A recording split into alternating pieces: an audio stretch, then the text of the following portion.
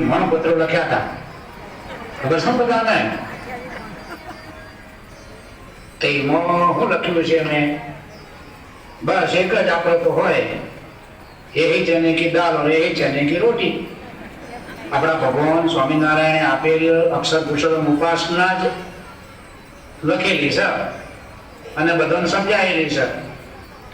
મારા તો અહોભાગ્ય કે ઉપાસના ફેલાવા, એ ઉપાસના મંદિરો બાંધવા શાસ્ત્રીજી મહારાજ જે દાખલો કરેલો અને ભીડો બેઠેલો તે મેં નજરે જોયેલો છે.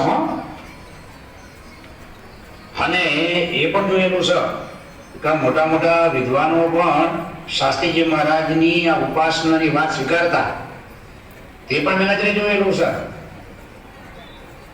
નડિયાદના સાક્ષર અને વડતાલ ટેમ્પલ કમિટીના મેમ્બર એવા દોલતરામ કૃપાશંકર પંડ્યાએ શાસ્ત્રીજી મહારાજ પાસેથી જરા ઉપાસનાની વાત વચનામૃતના આધારે સમજ્યા ત્યારે દંડવત કરીને પોતે બોલી ઉઠ્યા કે સ્વામી, આ તો જે કાર્ય કરવા માટે ભગવાન સ્વામિનારાયણના ફરીથી આવવું પડે તે કાર્ય તમે કર્યું છે અને ભવિષ્યમાં તમારા શિષ્યો હાવ હોનાના સિંહાસનમાં તમારી હોનાની મૂર્તિ બદલાવશે એવું કાર્ય તમે કર્યું છે. આ બધી વાતો મેં નજરે જોયેલી છે. બોલો.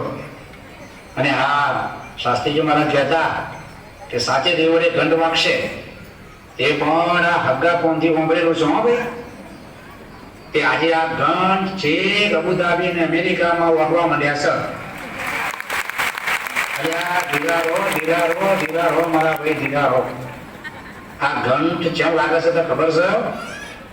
આપણી ઉપાસના એટલે કે અક્ષર પુરુષોત્તમ સિદ્ધાંત હા વાંચો છે એટલે આ ઘંટ વાગે છે. અને શાસ્ત્રીજી મહારાજ કહેતા